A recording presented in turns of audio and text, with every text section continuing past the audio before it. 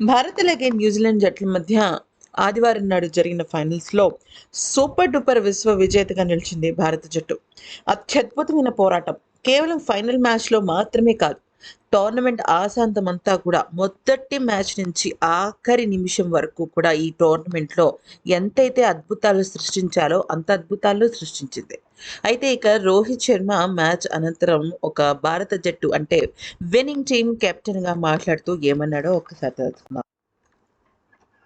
ఈరోజు నేను అందరికన్నా ముందు థ్యాంక్స్ చెప్పాల్సింది అభిమానులకే.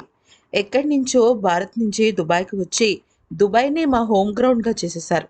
నిజానికి దుబాయ్ మా సొంత గడ్డ కాదు. అయితే ఇక వాళ్ళ సపోర్ట్ ఎంత దూరం, ఎన్ని వేల మైళ్ళ కిలోమీటర్ల దూరం వచ్చి మమ్మల్ని సపోర్ట్ చేసిందంటే నిజంగా ఇంతకన్నా గొప్ప విషయం మా జీవితంలో ఇంకొకటి ఉండదు. ఇక ఎంతో సంతృప్తికరంగా ఉంది. వాళ్ళందరి కోసం నేను ఈ గెలుపును సాధించాము అన్న భావన లెక్కలేనంత ఆనందాన్నిస్తుంది. ఇక మొదటగా నేను ఎవరి గురించైనా మాట్లాడాలి అంటే అది స్పిన్నర్స్ గురించి మాట్లాడాలి. స్పిన్నర్స్ ఈరోజు మేము చాలా ఎక్స్‌పెక్టేషన్స్ పెట్టుకున్నాం. నేనే కాదు, జట్టు, స్టాఫ్ మెంబర్స్, భారత జట్టు అభిమానులు, ప్రత్యర్థి ఆటగాళ్ళు ప్రతి ఒక్కళ్ళు కూడా స్పిన్నర్స్ మీదే ఎక్కువగా హోప్స్ పెట్టుకున్న దానికి రెట్టింపు ప్రతిఫలం ఇచ్చారు వాళ్ళు. ఎక్కడా కూడా మమ్మల్ని తగ్గనివ్వలేదు. నిజానికి ఈరోజు స్పిన్నర్స్ ఆడిన తీరు ప్రత్యర్థి జట్టుని ఎంతలాగా ఒత్తిడిలోకి తీసుకొచ్చిందో నేను కళ్ళారా చూశాను. న్యూజిలాండ్ జట్టు కూడా చాలా అద్భుతమైన జట్టు. ఆఖరి బంతి వరకు వాళ్ళ పోరాటం అద్వితీయం.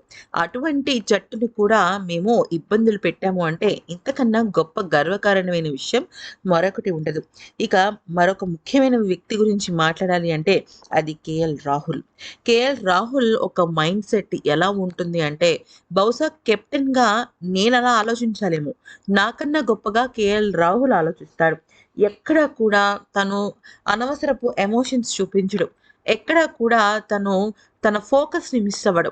ఎప్పుడైతే తను కరెక్ట్‌గా చేయాలనుకుంటాడో అదే చేస్తాడు. రైట్ షాట్ ఆడతాడు. ఎప్పుడైనా తను ఔట్ అయ్యాడు అంటే అది బహుశా నాన్ స్ట్రైక్ ఎండ్‌లో ఉన్న ఆటగాడి వల్ల తప్పవుతుందేమో కానీ, కేఎల్ రాహుల్ తన చేత్తో తను తప్పైతే చేయడు. అంతవరకైతే నేను ఖచ్చితంగా చెప్పగలను. అంతేకాకుండా మా జట్టు మొత్తమంతా కూడా స్వేచ్ఛగా ఆడే వాళ్ళందరికీ కూడా మంచి మంచి ఎంకరేజ్‌మెంట్ ఇస్తుంది. అంతకన్నా గొప్ప విషయం ఏ జట్టులో ఉంటుంది. ఇక హార్దిక్ గురించి చెప్పాలి అంటే తనొక స్పెషల్ ఆటగాడు. ఆఖరి నిమిషంలో వచ్చి తను 20 బంతుల్లో సెంచరీ కూడా సాధించగలిగే సత్తా ఉన్న ఆటగాడు. ఇక వరుణ్ చక్రవర్తి గురించి నేను మొదటి నుంచి చెప్పేది ఏంటి అంటే తనలో ఒక యూనిక్ క్వాలిటీ ఉంది.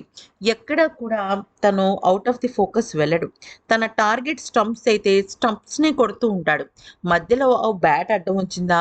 బౌలరే అడ్డం వచ్చాడా? బ్యాట్స్‌మెన్ అడ్డం వచ్చాడా? అనే విషయం మీద తనకి దృష్టి ఉండదు. తన దృష్టి, తన చూపు, తన టార్గెట్ అంతా కూడా స్టంప్స్ మీదే ఉంటుంది.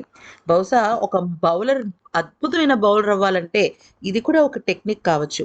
అయితే తను మొదటి నుంచి కూడా ఈ ఛాంపియన్స్ ట్రోఫీలో ఆడలేదు. కానీ న్యూజిలాండ్‌తో 5 వికెట్ల హాల్ తీసిన తర్వాత తనలో ఉన్న టాలెంట్ మాకు కూడా తెలిసిందనే చెప్పాలి. ఇక ప్రతి ఒక్కరికి పేరు పేరున మొదటి నిమిషం నుంచి ఆఖరి నిమిషం ఈ టోర్నమెంట్ వరకు ఎవరైతే మాకు సహకరించారో వాళ్ళందరికీ కూడా పేరు పేరున కృతజ్ఞతలు అంటూ మీ అందరి వల్లే మేము ఈరోజు ఈ విజయం సాధించామని, ఇంతకన్నా గొప్ప విషయం మరొకటి ఉండదని చెప్పాడు. అంతేకాకుండా తన వన్డేల రిటైర్మెంట్ ఇప్పుడప్పుడే ఉండదు అంటూ అతిపెద్ద శుభవార్తను షేర్ చేశాడు. ఈ వీడియో గనుక నచ్చితే లైక్ చేసి సబ్స్క్రైబ్ చేసుకోండి.